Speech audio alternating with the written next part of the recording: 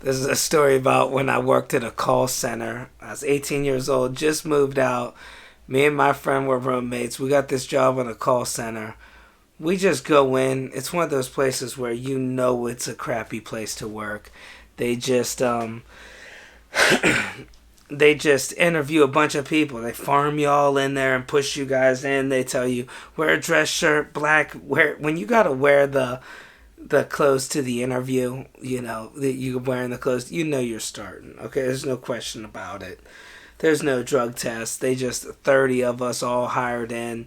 Okay, so we're expecting you guys to work here 3 weeks. That's what as long as we get a good 3 weeks out you guys, it's good. We'll pay you.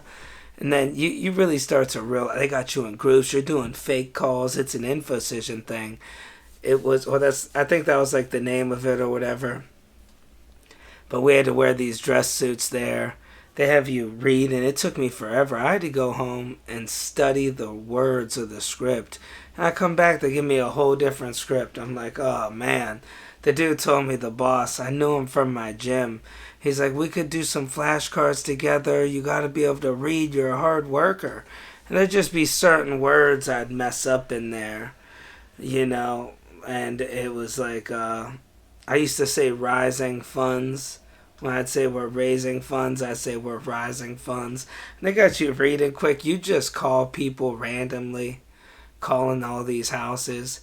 And the people listen in. They just jump from call to call. There's a boss that listens in over everybody. Most of the time they're 5'4". And he was just listening into all our calls. He'd get me. He's like, hey, you sound real monotone on the phone, Dom. Now, you notice when we're speaking how I change my voice? And I'm like, yeah. The dude's a bodybuilder now, actually. I seen him in a magazine.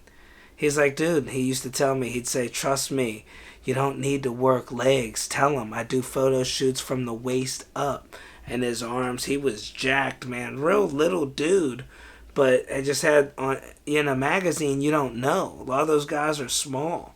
In real life, when you meet them, you'll say, wow, how are you? Dude's jacked in the magazine, though.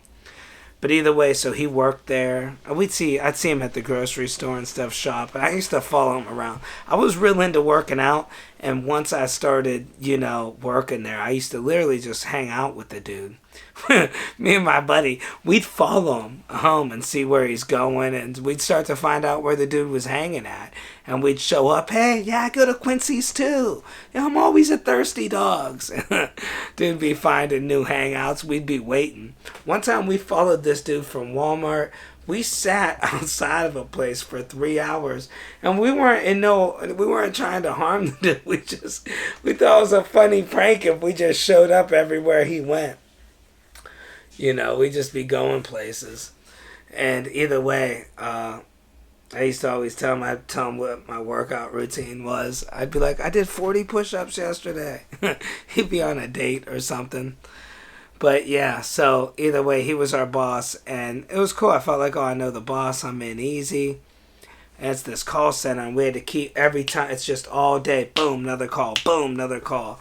And you're just getting people. Hello, hi. I was wondering, do you have a moment to talk today about? And then you got to name the things they're trying to talk about. Well, for a small donation, you could help this. And there's the script. You got to stick to it.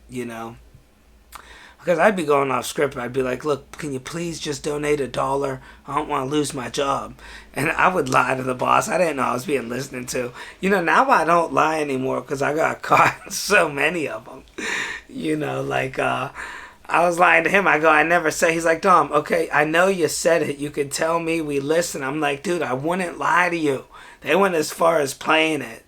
And I'm like, I don't know. Are you sure? He's like, yeah, it's you, Dom. It's you. I used to get busted in lies all the time. I remember one time, I bounced my bank a card. I went that overdraft, that $30 overdraft fee, over a coffee at McDonald's, and I was so mad. I'm like, yeah, I go to the bank. I'm like, I never buy coffee at McDonald's. This is definitely an over. Because I just noticed I wore a hat and went to the McDonald's with my head down. I just really wanted a coffee. I was broke back in the day. And I was going to the banks and getting coffees. You could get any Chase Bank. I used to go there. I'd hit them for 4 or 5 coffees. They'd be like, "All right, sir, come on, can you?" I act like I'm checking my transaction. I'm just checking, just doing some checking here. I'd tell them, just doing some banking now.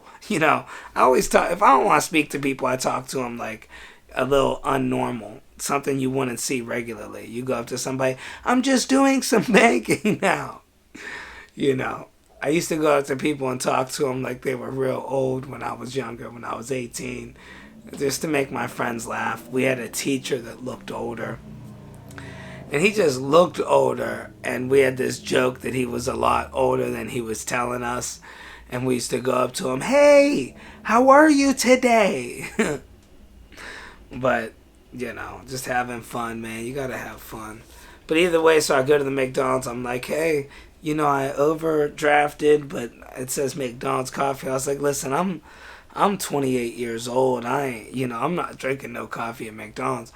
She goes, "Oh, well, hold on. Let me see here." And she's clicking in the tap, and she's let me see. "Oh, okay. I see that. McDonald's, $1.09 for the coffee. Okay, let's see here.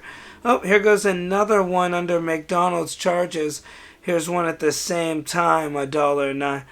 Oh, hold on. Wait a second here. Did you realize every day there's a charge for McDonald's coffee for the $1.09 every day at the same time?" And I'm like, "Wait, hold on. What?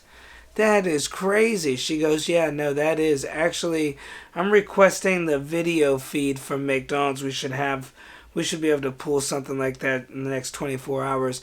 And, just write down your phone number. We can reach you." I said, "Oh, McDonald's."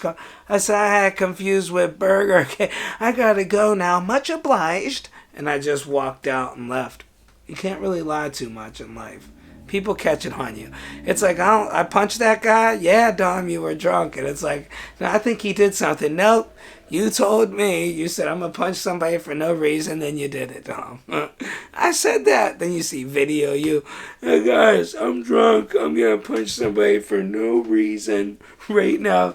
Get it on video."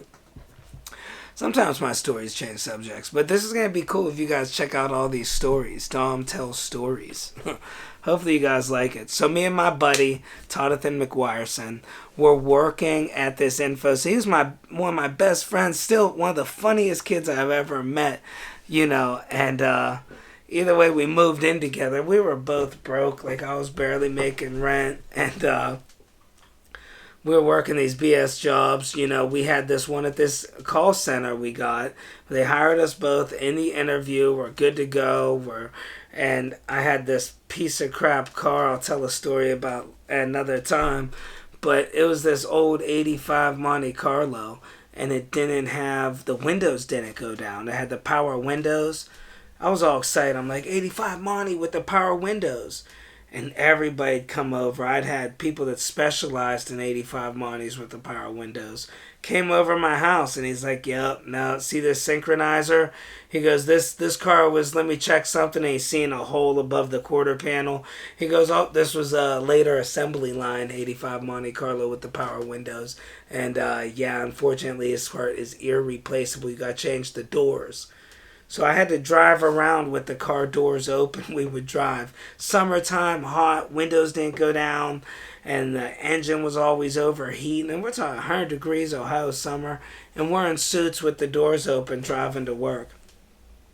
We'd have to close them if we seen cops. A cop told me, it's like, cops were really boggled by this. It was actually mind-boggling to the police. Until after a while they got to know me. They just beep and wave, cracking up. But I have to drive with the doors open in my car. 85 Monte Carlo with the power windows that didn't work because it was the later assembly line with the hole above the quarter. And that's what we did. And I tell people, I'd have that at a car show. And people knew it too. They'd look at that quarter, that hole above the pinhole that shows where you put the quarter panel in. They'd be like, "Oh, this is the one with the power windows, and the windows don't work with the pinhole." People be offering to buy it off me. Somebody ended up stealing it, which is crazy. I'll tell that story.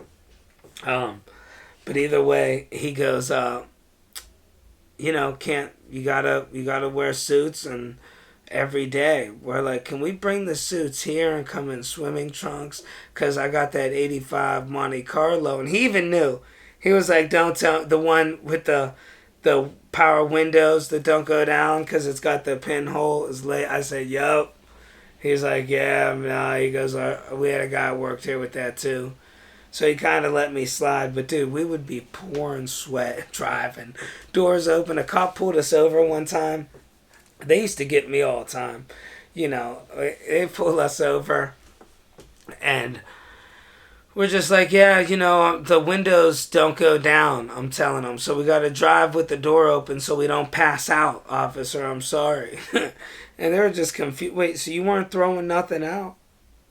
Nope. And they'd be like, well, can't you get some different power? And it's like, dude, obviously you don't know cars.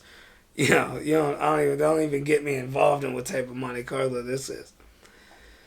But we'd be driving there with the doors open. Those call center jobs, I don't know if it's still like this. They needed people bad. The cool thing with those jobs is you're always guaranteed a job. You know, you could just, because we just quit going in. We would stop and do push-ups. We'd be cracking each other up.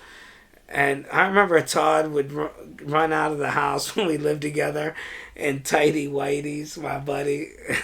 He'd run out with these tighty whities all tight. You forgot your lunch, he'd be yelling. He punched out his own windshield in his car one time.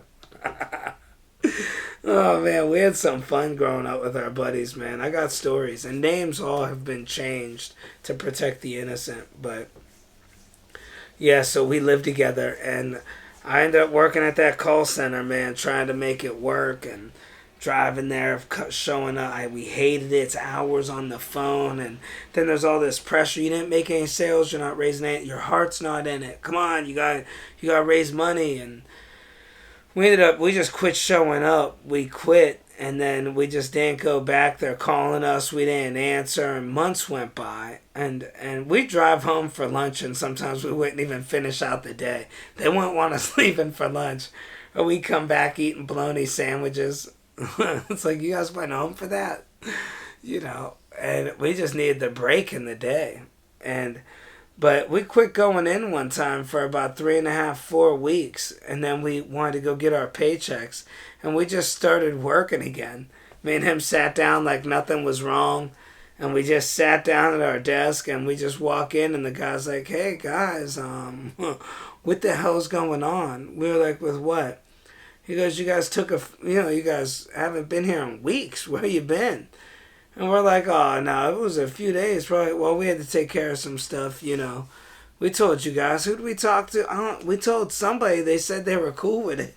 And these jobs are always firing people. You just tell them you told somebody. And he looked like he was important. That's all I said. He's like, well, we'll let it slide this time, you know, but where's our grill? I forgot we came back and stole the grill after we quit there. Well, allegedly, we borrowed the grill and brought it back. But, you know, yeah, we used to always do stuff. We'd throw the football in the parking lot and run into the grill and knock stuff over. Just acting weird. Somebody came home on our lunch break with us. And I could tell they were just confused. You know, they hung out with us. And I was like, here, I'll make you a bologna sandwich. I'll make you a bologna sandwich. You know, here, you want some bologna? We got the good stuff with the red stripe. I used to act messed up back in the day. I was just having fun.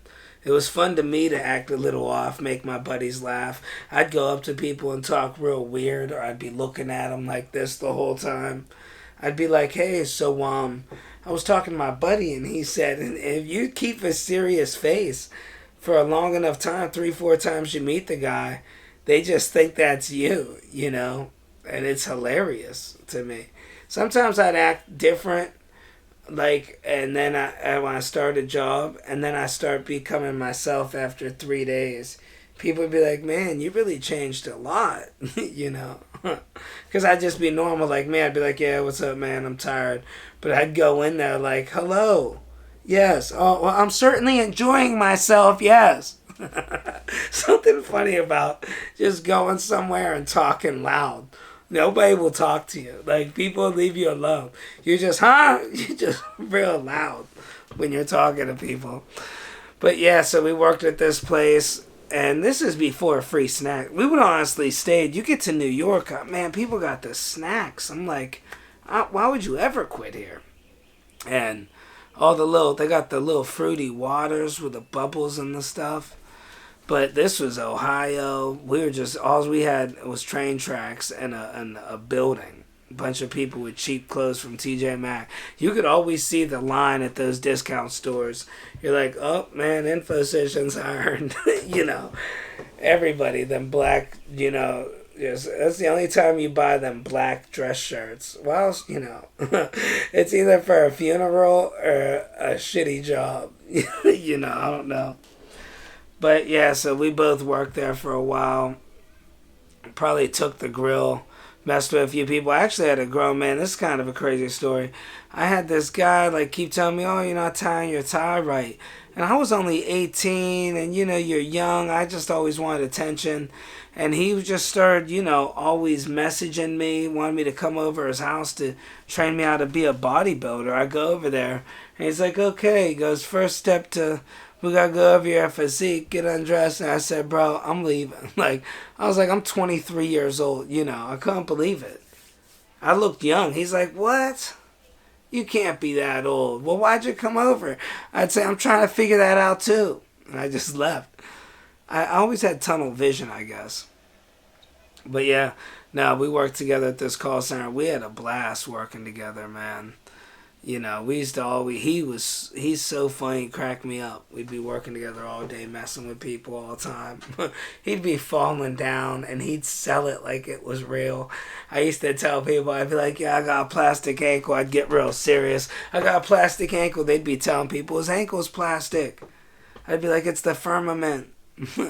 Making up stuff. He's got a firmament. His ankle's made of firmament. People wouldn't even know.